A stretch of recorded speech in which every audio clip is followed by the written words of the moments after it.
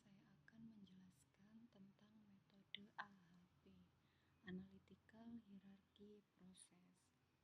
Apa sih metode AHP itu? Metode AHP adalah metode matematis untuk membuat keputusan yang kompleks dengan mempertimbangkan berbagai kriteria yang saling berkaitan. Apa langkah-langkah untuk metode AHP? Langkah-langkahnya ialah yang pertama proses pendefinisian masalah, yang kedua menentukan prioritas, yang ketiga mengukur konsistensi, yaitu dengan cara hitung konsistensi indeks atau JI, dan yang kedua menghitung konsistensi rasio atau CR. Untuk yang keempat memeriksa konsistensi hierarki. Di sini untuk contoh kasusnya adalah sebuah perusahaan ingin memberikan beasiswa kepada mahasiswa salah satu perguruan tinggi ternama di Surabaya. Perusahaan tersebut memiliki 5 kriteria yang wajib dipertimbangkan oleh para calon penerima beasiswa. Dengan kriteria yaitu C1 pekerjaan orang tua, C2 jumlah tanggungan, C3 penghasilan orang tua, C4 indeks prestasi, C5 daerah asal. Untuk subkriteria dari setiap kriteria adalah kurang, cukup, dan baik. Di sini ada tabel hasil dari 5 mahasiswa yang mengajukan beasiswa dengan hasil yaitu C1 cukup, baik, cukup, kurang, dan cukup, dan begitu seterusnya untuk C2, C3, C4, dan C5. Untuk penyelesaiannya adalah yang pertama menggunakan metrik perbandingan berpasangan. Di sini ada C1, C2, C3, C4, dan C5 untuk kriterianya. Untuk kolomnya juga sama C1, C2, C3, C4, dan C5. Untuk hasil dari C2, bagaimana kita mendapatkan hasil dari C2 pada baris C1? Ialah dengan perbandingan C1 kolom C1 dan baris C1 dibagi dengan kolom C1 dan baris C2 dan hasilnya adalah C2. Begitupun juga seterusnya jika kita mau mencari untuk kolom C3 yaitu perbandingan antara C1 dan C1 C3. Untuk jumlah di sini adalah penjumlahan kolom C1, kolom C2, C3, C4, dan C5. Untuk penyelesaian matriks nilai kriteria, di sini ada nilai kriterianya, jumlah, dan prioritas. Bagaimana kita menentukan nilai C1 dan pada kolom C1 dan baris C1 ialah dengan kolom C1 dan baris C1 dibagi dengan jumlah dari kolom C1 dan hasilnya 0,05. Begitu juga seterusnya untuk C2 juga sama, jadi 0,33 ini dibagi 15,33. 15,33 ini dari jumlah seluruh kolom C2. Untuk penyelesaian C3, C4, dan C5 juga sama, dan di sini untuk jumlahnya yaitu jumlah dari baris C1 0,05,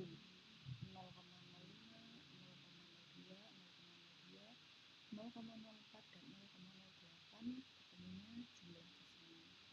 Dan untuk menentukan prioritasnya ialah jumlah dari kolom ini dibagi 5 karena di sini ada 5 kriteria.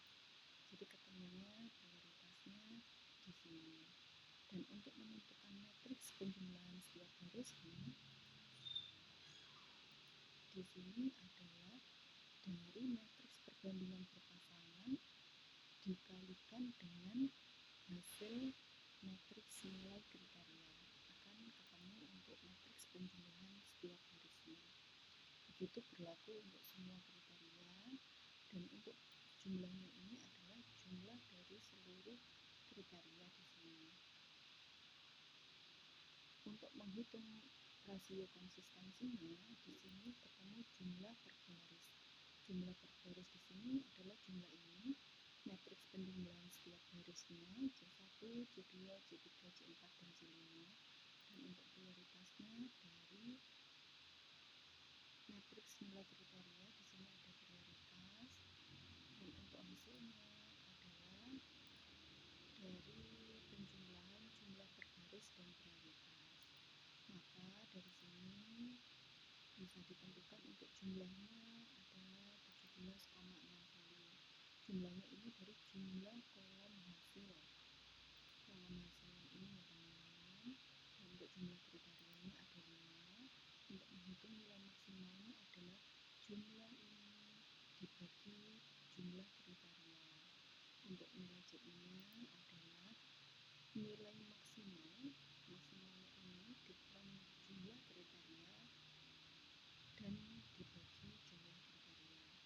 Untuk nilai CR-nya adalah CI dibagi IR. IR-nya adalah 5 karena jumlah kriterianya adalah 5. Karena nilai CR-nya di sini ketemunya minus 0,06, yang dimana di sini itu kurang dari 0,1, maka dapat dikatakan bahwa rasio konsistensi dari perhitungannya diterima. Itu untuk menghitung kriteria. Di sini yang kedua, menentukan prioritas subkriteria. Perhitungan subkriteria dari kriteria C1. Di sini kan kriterianya ada 5, C1 sampai C5. Jadi kita hitung setiap kriterianya. Untuk menghitung yaitu yang pertama kita menentukan matriks perbandingan berpasangannya. Di sini ada baik, cukup, dan kurang. Kita hitungnya adalah untuk yang cukup 1 dibagi 3, yaitu dari baik ini, kolom baik dibagi dengan barisnya yang baik ini, ketemunya di sini. Begitu juga dengan yang kurang, berarti baik dibagi kurang. Untuk jumlahnya adalah penjumlahan dari kolom ini, kolom ini, dan kolom ini. Untuk menentukan matriks nilai kriterianya, di sini sama dengan yang di atas tadi. Di setiap kriterianya kita hitung. Untuk nilai baiknya itu pembagian dari nilai ini dan jumlahnya, jumlah dari kolom baik. Untuk yang kriteria cukup dengan baris yang baik itu didapat dari hasil subkriteria cukup baris baik dibagi dengan jumlah kolom cukup. Begitu juga dengan yang kurang, dan untuk penjumlahannya penjumlahan dari nilai baik, cukup, dan kurang. Dan untuk nilai prioritasnya itu jumlahnya ini dibagi dengan 5 jumlah kriterianya. Untuk matriks penjumlahan tiap barisnya itu sama halnya. Jadi untuk nilai 0,11 ini kita peroleh dari nilai baik dikalikan dengan nilai kriteria baik. Dan untuk penjumlahannya di sini kolom jumlah diperoleh dari hasil penjumlahan baris baik, cukup, dan kurang. Untuk rasio konsistensinya jumlah per barisnya ini diperoleh dari sini metrik penjumlahan setiap baris. Untuk prioritas ini diperoleh dari matriks nilai kriteria prioritasnya. Dan untuk hasilnya di sini adalah penjumlahan antara jumlah per baris dan prioritas. Ketemunya 0,23, yang cukup 1,46, untuk yang kurang 5,89. Di sini bisa diperoleh berdasarkan rasio konsistensinya, jumlahnya 7,57. Ini dari penjumlahan kolom hasil, dan jumlah kriterianya ada 3. Maksimalnya di sini perhitungannya adalah jumlah yang ini dibagi 3, dan nilai CI-nya, nilai maksimal dari ini dikurangi jumlah N, yaitu 3 dibagi N. Dan untuk nilai CR-nya adalah CI dibagi IR. Karena nilai CR kurang minus 0,05, artinya kurang dari 0,1, maka dapat dikatakan bahwa rasio konsistensi dari perhitungan untuk C1, maka kita selanjutnya menghitung untuk subkriteria dari C2. Untuk dasar penghitungannya sama dengan C1, jadi kita menghitung C2 menggunakan teknik dari C1 yang tadi, dan kita juga menghitung C3 untuk C4 dan C5. Nah, di sini setelah perhitungan kriteria dari subkriteria selesai, jadi jumlah kriteria dan semua subkriteria terselesaikan, langkah selanjutnya adalah menghitung hasil, di mana rekapitulasi nilai prioritas kriteria dan subkriteria adalah sebagai berikut. Prioritas kriteria dari C1 adalah 0,04. Ini diambil dari mana? Diambil dari tabel C1 untuk prioritas kriteria.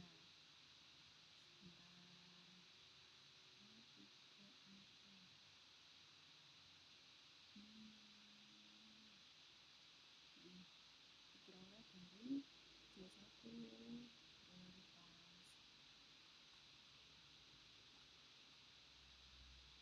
Begitu juga seterusnya untuk C2, C3, C4, dan C5.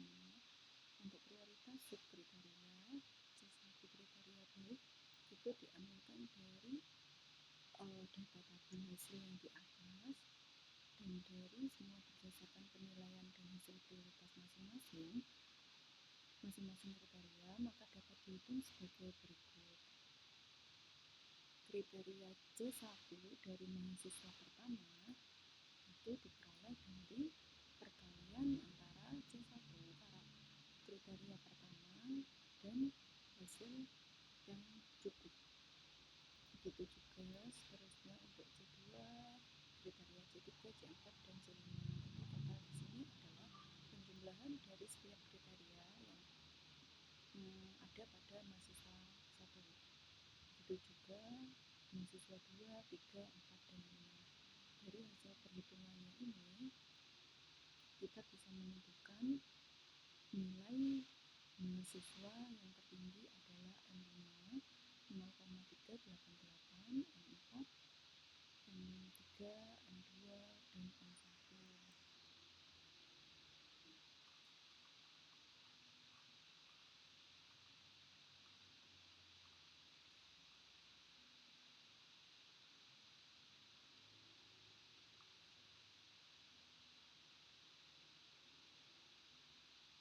Nah, di sini adalah hasil perhitungannya.